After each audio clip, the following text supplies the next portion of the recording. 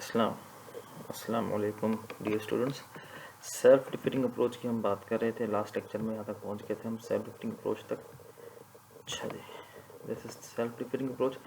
इसमें दो चीज़ें हैं, यूनिवर्सिबिलिटी और रिवर्सिबिलिटी, जो मैंने तस्करा नहीं किया था। अच्छा, इसके पहले जो गोल्डन रूल अप्रोच हमने पढ़ा था, इसमें एक बात सुन लीजिए गौर से कि फॉर एग्जाम्पल कुछ चीज़ें मेरे नज़र से तो सही होती हैं। मैं गोल्डन रूल अप्रोच के हवाले से बात कर रहा हूँ।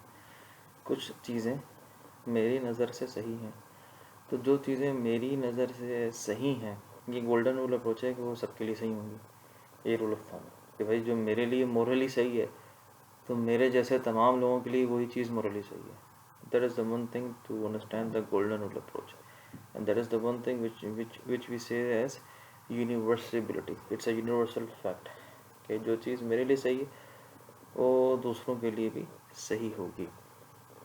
लेकिन इस अप्रोच से एक प्रॉब्लम है, और प्रॉब्लम बहुत ज़्यादा मोरल इश्यूज़ के ऊपर डिबेट करती है। And that problem is one thing, if from my view point, if certain moral element can be taken as a correct decision or correct thing or correct element, that particular element from the other's viewpoint can be taken as correct or not. That is the one thing. ऐसा हरगिज़ हो नहीं सकता। यानी अगर आपके view point से जो चीज़ सही है वो अगले के व्यू पॉइंट सही हो, ज़रूरी हमेशा नहीं होता।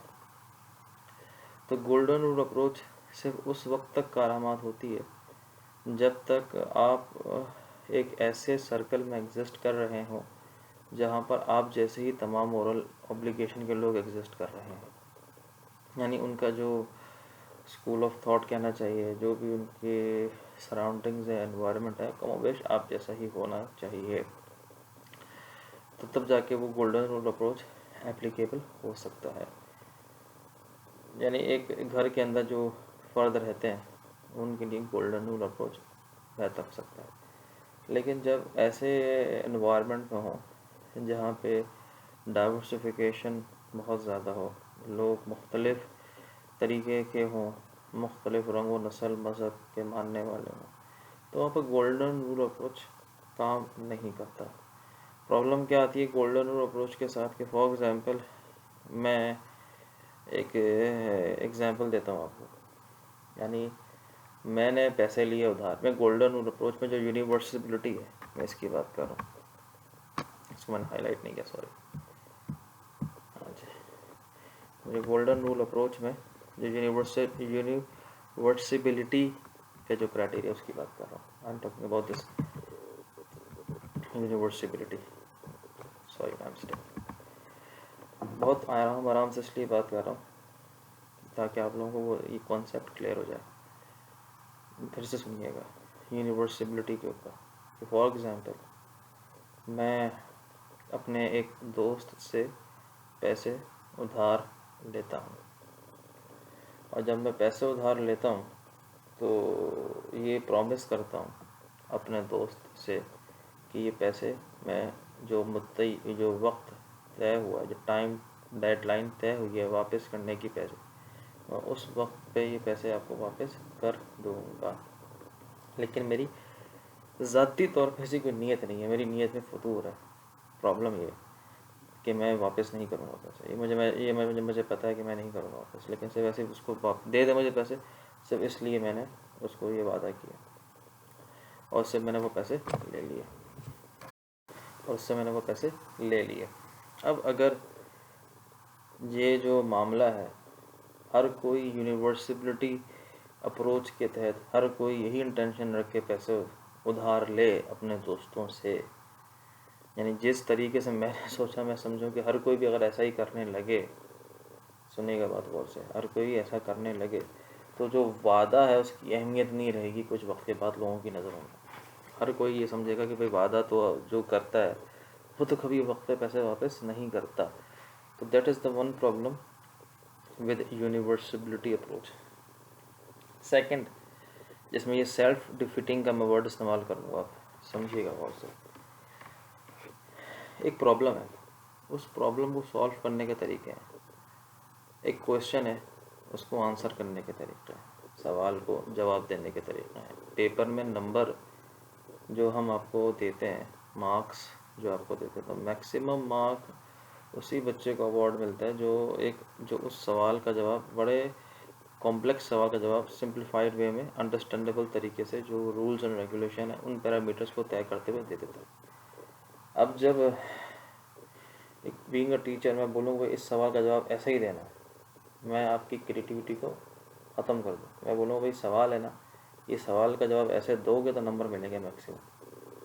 और आपको पता है, सुनिए हो सका, आपको पता है कि अगर मैंने भी सबकी तरह ही काम किया तो मैं अपनी एबिलिटी को अंडरमाइन करूँगा, और लेकिन फिर भी नंबरों की खातिर आप अपनी एबिलिटी को अंडरमाइन करते हैं, अपने आप को धोखा देते हैं, अपने आप को सेल्फ डिफीट करते हैं और फिर वो अप्रोच अपनाते हैं। तो क्या सेल्फ डिफीट अप्रोच जो यूनिवर्सिबिलिटी क्राइटेरिया के अंदर अपनाई जाती है, तो क्या इसकी वजह से चीज़ें सही सॉल्व हो पाती हैं या नहीं हो पाती? जैसे फॉर एग्ज़ाम्पल एक इंजीनियर, यंग इंजीनियर, वो एक चमड़ा फैक्ट्री में काम करता है। उस चमड़ा फैक्ट्री में आपको पता है ना कैसा उसमें मवाद निकलता है, जहरीला मवाद, जो कि उसका बाय प्रोडक्ट, जैसे बाय प्रोडक्ट तो नहीं कहना चाहिए, एमिशन जिसे आप कहते हैं, आलूदगी जिसे आप कहते हैं, पोल्यूशन। अच्छा जी, वो यंग इंजीनियर अपने देखता है कि भाई यहाँ से एमिशन हो रही है पोल्यूशन की, तो उसका जो सुपरवाइज़र है उसको चुप रहने को बोल देता है और कहता है आगे मुँह मत खोलना, जिससे ये प्रॉब्लम पता चले और जो साथ में रहने वाले लोग हैं उनको कोई प्रॉब्लम का पता चले, क्योंकि उनको उससे ख़तरा है। तो जो यंग इंजीनियर है अगर वो ये एक्सेप्ट कर ले चीज़ को, तो ये यूनिवर्सिबिलिटी क्राइटेरिया के तहत अपना को सेल्फ डिफीट किया। लेकिन अगर वो ये बात बोले, रिवर्सिबिलिटी के ऊपर जाए और कहे कि सर मेरी जगह अगर आप अपने आप को रखें तो क्या अब तब भी आप अपने आप को मुझे ये हुक्म देंगे, ये सवाल, दैट इज़ कॉल्ड रिवर्सिबिलिटी। तो vital steps satisfying the standards, that is very important, क्योंकि यूनिवर्सिबिलिटी के अंदर सिर्फ यूनिवर्सिबिलिटी के क्राइटेरियाज को फॉलो करना जो कि गोल्डन रूल अप्रोच के अंदर डिफाइन किए गए, उससे बात नहीं बनती, एडिशनल फीचर्स को ऐड करना। तो जो यूनिवर्सिबिलिटी के अंदर जो सेल्फ डिफीटिंग वाला मामला है, उसमें दो तरीक़ों से यूनिवर्सिबिलिटी के अंदर सेल्फ डिफीटिंग अप्रोच दो तरीक़ों से हम कह सकते हैं। एक तो ये कि जैसे मैंने आपको बोला कि मैंने पैसे उधार लिए और इस नीयत से लिए वापस ही नहीं करूँगा, तो वापस वक्त के बाद लोग पैसे देना ही बंद कर देंगे उधार में, क्योंकि लोग प्रॉमिस झूठा करते हैं। तो एक तो ये काम नहीं हो, मतलब कि जो इस काम की इंटेंशन है वो काम ही नहीं परफॉर्म होगा, एक तो ये प्रॉब्लम है अगर वो जो गोल्डन रूल अप्रोच के साथ यूनिवर्सिबिलिटी क्राइटेरिया को हम इम्प्लीमेंट करते रहेंगे बार बार। दूसरा इशू ये है कि सेकंड इशू जो सबसे इम्पोर्टेंट है कि इसी अगर यूनिवर्सिबिलिटी के तहत मैंने अपनी एबिलिटीज़ को अंडरमाइन किया और अपना को सेल्फ डिफीट किया, even though I can perform to the other extent out of the box, since my supervisor doesn't want me to perform out of the box, and for that purpose I'm self-defeating myself. It means the creativity and innovation will be subsided, and that is the most dangerous phenomena of university when applied to a dynamic organization.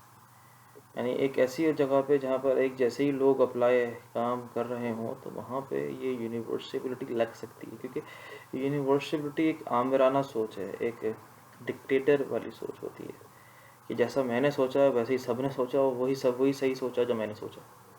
लेकिन reversibility यूनिवर्सिबिलिटी को challenge करती है। Reversibility ये बात कहती है कि अगर आपने कोई अप्रोच एक्सेप्ट की है, तो क्या आप अपने लिए जो चीज़ करना चाह रहे हैं, क्या दूसरों को अपने एंड पे रख के क्या वही चीज़ आप दोबारा करेंगे? That is the one of the most important aspect that one need to understand. जैसे मैं यूनिवर्सिबिलिटी की एक और एग्जांपल देता हूँ। एक इंजीनियर है, वो ये समझता है कि फॉर एग्ज़ाम्पल मैं एक प्रोडक्ट के अंदर एक इन्फीरियर पार्ट डाल देता हूँ सस्ता सा, किसी को क्या पता चलेगा, कस्टमर इतना पढ़ा लिखा तो है नहीं कि वो प्रोडक्ट को जांचे, एक्सपर्ट के पास लेके जाए, वो हम पे भरोसा रखता है। तो ये उसका एक इमोरल एक्ट है। इसको मैं जस्टिफाई नहीं कर रहा, लेकिन समझाने के लिए बात कह रहा हूँ कि यूनिवर्सिबिलिटी कहाँ प्रॉब्लम में डाल सकती है आपको। तो अगर मैं वो इन्फीरियर पार्ट रिप्लेस कर दूँ, तो ये कस्टमर को पता चलेगा नहीं और वो हम पे भरोसा करता है और हमारी प्रोडक्ट पे भरोसा करता है, जिसकी वजह से हमारी प्रोडक्ट को वो टेस्ट करवाएगा नहीं, तो वो रिप्लेस कर देता है। और आगे आने वाले वक्तों में अगर यही बात वो सबको बोलता है और सभी ऐसा करते हैं उसकी कंपनी में, तो एक वक्त आएगा जब कस्टमर भरोसा नहीं करेगा और कस्टमर उस प्रोडक्ट को टेस्ट करवाएगा, और जब टेस्ट करवा के उसको पता चलेगा कि कंपनी जानते पूछते हुए इन्फीरियर पार्ट डाल के दे रही है उन्हीं रेट्स पे जिन रेट्स पे एक सुपीरियर पार्ट होना चाहिए था, तो जब ट्रस्ट डिमोलिश होगा तो फिर इसी यूनिवर्सिटी की वजह से कितने प्रॉब्लम्स क्रिएट होंगे। तो मैं अगेन बता दूँ, यूनिवर्सिटी अप्रोच का जो गोल्डन रूल फिनोमेना है वो सिर्फ उसी वक्त अप्लाई होता है जिस वक्त आप एक ऐसे कंटोर एनवायरनमेंट सराउंडिंग सर्कल हुजूम मोहल्ला ऐसे लोगों के साथ हो जो आप जैसे ही सोच के मालिक हो, उनके ऊपर यूनिवर्सिटी का अप्रोच लग सकती है। लेकिन जिसमें आप डायनामिक एनवायरनमेंट में एग्जिस्टेंस होती है तो वहाँ पे आपको यूनिवर्सिटी करवानी पड़ती है। इवन तो गोल्डन अप्रोच के अंदर भी यूनिवर्सिटी के साथ रिवर्सिबिलिटी चलती है। अगर आप यहाँ पर देखें तो यहाँ पर लिखा हुआ ना,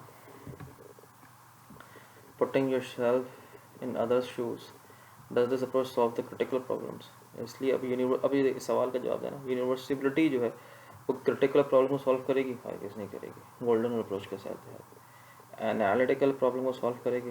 हरगिज़ नहीं करेगी।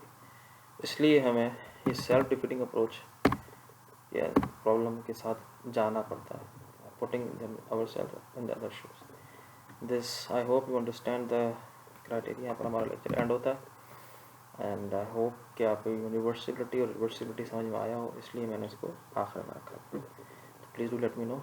Thank you. अस्सलाम वालेकुम रहमतुल्लाह।